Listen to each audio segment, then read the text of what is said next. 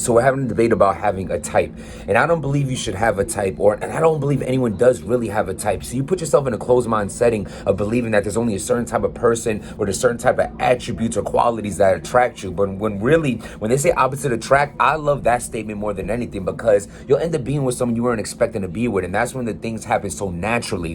Whereas when you go into something thinking you have a type, it's like you're looking for this certain thing in a person that's like it's already premeditated. It has it written out, and you're not God. You're not the universe to sit there and write it out. So you think you have a type, but you don't have a type, because what you think is the type don't even end up being your type. And when you get with your type, you break up with your type. And what's your type doing right now? Having sex with somebody else.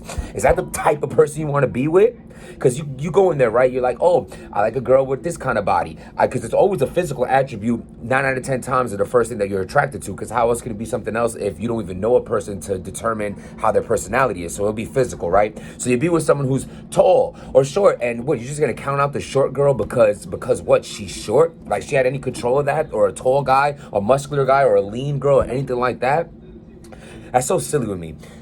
To me, like, you have to connect with a person on a spiritual level. And I don't mean go and slaughter a goat and do an exorcism on them. I'm talking about like someone that you can bond with, someone you can have food with, like in a raunchy way, fellas, someone you can chill with on their period and have no problem with. Like, yo, I'm on the rag, it's okay, black towel it up, baby, come through. But not even that. It's like, 9 out of 10 times the person you end up with is the person you're comfortable with after sex. Usually you'll have sex and it's like, oh my God, you gotta go home. And girls be the same too.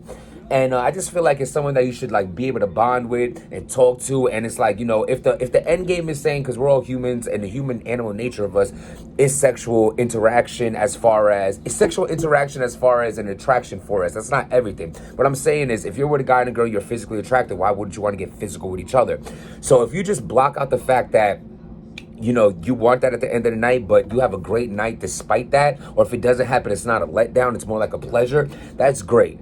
See, it's like, it's not all about the physical. It's not all about thinking you have a certain type, because I ended up, some of my greatest relationships with someone who wasn't my type. And it opened my eyes to realizing that you can't judge a person because of physical attributes or things, premeditated assumptions that you want for this person just because someone else had it. Guess what? The other person that you thought was your type, are you even with them right now?